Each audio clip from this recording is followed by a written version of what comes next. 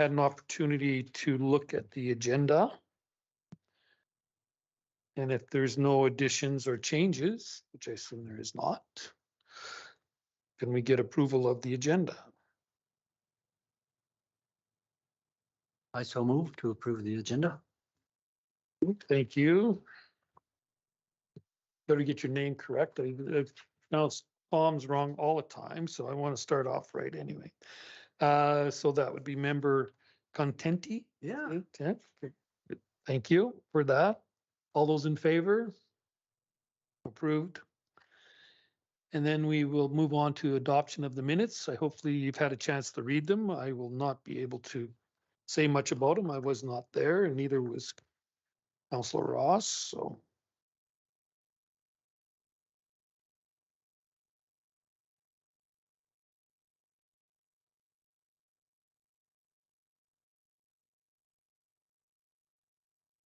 they will have to do it. Yes, I would think. Yeah.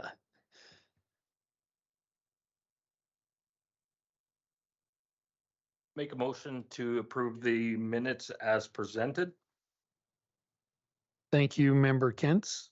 All those in favor? Approved. Now we'll move on to our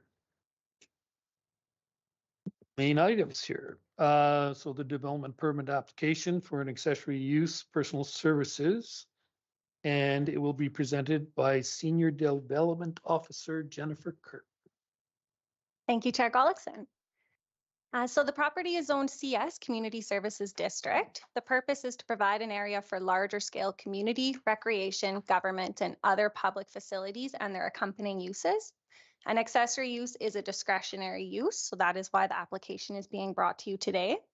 Accessory use means a use of land or building which is subordinate or incidental to the principal use of the same parcel, building site, or dwelling unit. Administration supports the application. So the Commission's decision, so today you are deciding on a discretionary use development permit. That's per section 12.10 of the land use bylaw, where it says that an accessory use is discretionary in the CS district. 7 property owners were notified, no responses were received. So the proposal is for a massage therapy business to operate out of a portion of the existing building. Their hours of operation will be Wednesdays and Thursdays from 11 a.m. to 7:30 p.m., Fridays from 11 a.m. to 4 p.m., Saturdays from 10 a.m. to 1 p.m., and Sundays from 1 p.m. to 6 p.m. The applicant does anticipate approximately three clients per day. However, the hours of operation allow for up to 8 clients per day on Wednesdays and Thursdays. The applicant did advise that they only want to do 3 to 4 clients per day. They take about a half an hour to an hour between clients for enough time for them to clean the room and for one client to kind of leave and another one come for parking and whatnot. So on-site parking is shared with the existing uses in the building. So that's Dancer's Edge and the Echo Food Rescue. A minimum of 4 on-site parking spaces is required for the massage business. Administration is of the opinion that the on-site parking is sufficient for the following reasons. So the hours of operation are staggered. There will be minimal overlap, so approximately 3.5 hours on Wednesdays and Thursday evenings and 2 to 3 hours on weekends, and that's with Dancer's Edge. Overlap occurs outside of the peak hours of Dancer's Edge hour of operations. There's only 3 clients anticipated per day, 1 at a time. And should on-site parking not be available at any given time, there is public parking available at the Kinsman Aquatic Center, which is within 100 meters from the subject property. Signage, so the applicant has 3 Class 1 window signs which do not require a development permit, and there is no limit to the amount that can be erected per parcel. Window sign means a sign which is painted on, attached to, or installed on or near a window for the purpose of being viewed from the outside of the premises. Existing signage on site, so Dancer's Edge advertisements include 1 Class 2 fascia sign, 1 Class 2 freestanding sign, and 1 Class 1 temporary sign. So with the exception of Class 1 window signs or Class 2 fascia signs, no further signage would be permitted on the site unless a variance is applied for. So such as a freestanding sign, you're only allowed 1 per parcel. So if the massage business wanted one, they would have to make an application and it would go for a variance and likely be presented to MPC. So the land use bylaw, section 3.3b, Unless otherwise stated in section 4.8 and section 323, the Municipal Planning Commission shall be authorized to consider and decide upon development applications for discretionary uses within all districts, accepting applications provided for under 323 and 34. So 323 is what the development officer can decide upon, and 3.4 is council for direct control districts. And administration recommends that the application be approved. Thank you, Senior Manager. Oh, the manager, whoops, don't do that. Development Officer Kirk, appreciate that. Councilor Ross, did you have a question? Thank you, Chair Gulkson.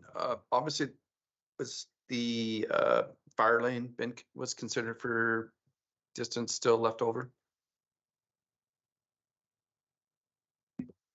Just like I said, isn't that not, wouldn't that not be for access for fire lane? Should parking not be? Oh, there is existing parking all along the side of the building, but there is still enough maneuverability for the fire truck and emergency equipment to get in there.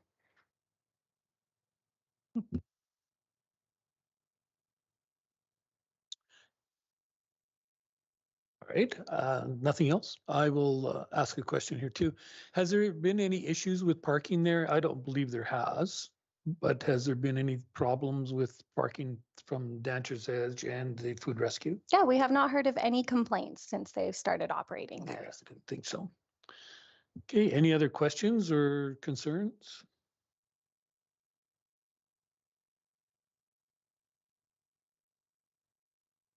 We just need a motion to.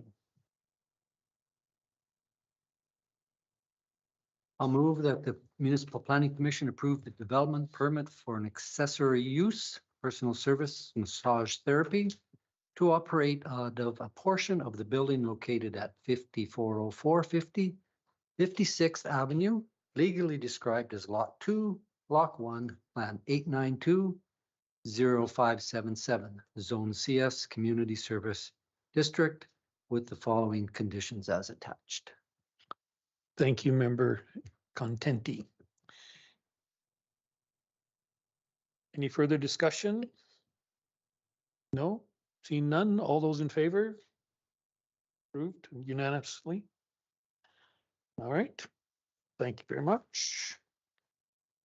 We move on to the summary of permits issued by the Development Authority. All right, thank you, Chair Gullickson. So the first one is an addition to an existing building, which was a warehouse. That's at 4816 45th Street. It's zoned I2 Heavy Industrial District. This one was a variance under 15%, so the DO had the authority to approve that one. And no appeals were received, so the permit was officially issued on January 2nd. The next one is for multi-attached housing with a 0.4 meter side yard setback variance and a 3% parcel coverage variance. That was at 4927 52nd Street, zoned R4, mixed residential district. Again, variances under 15% can be approved by the DO. No appeals were received, so it was issued on January 5th. The next one is 1.03 meters rear yard setback variance on an existing deck and a 0.42 meter 47% rear yard setback variance on an existing shed. That was at 5223 C&E Trail, zoned R1 residential detached district. Variances over 15% can be approved by the DO if no objections are received from the neighbors. None were received, therefore the DP was issued on January 5th. The next one is a detached dwelling with a 0.57 meter or 12.6% rear yard setback variance that was on an unenclosed deck at 40 Erica Drive, zoned R1 residential detached district. Variances under 15% can be approved by the DO. No appeals were received. That permit was issued on January 5th. The next one is a multi-attached housing, more than 4 units, with a 0.77 meter 12.8% front yard setback variance. Those were on units 34 to 50 Harvest Point.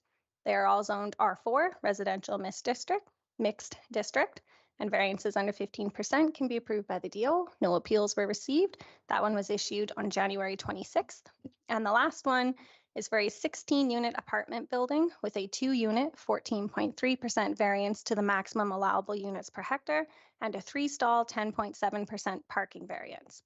That's at 5461 and 5463 55th Ave. The lots will be consolidated. It's zoned R5 Residential Multi-Unit Dwelling District. And again, the variances under 15% can be approved by the DO. No appeals were received, so that permit was officially issued on February 16th. Thank you very much for that report. Any further discussion regarding any of the permits that were approved?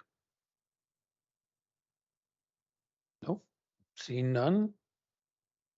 I guess just the next thing is our next meeting on March 20th at 5 PM here. Is there anything in our agenda for that yet? So we are expecting one application to come in, but we'll let you guys know a couple weeks ahead if it's a go or not. Perfect. Thank you very much. Development Officer Kirk, appreciate that. So one other item to be taken care of, and Member Ross. Motion to adjourn. Thank you very much. All those in favor? Approved. Thank you.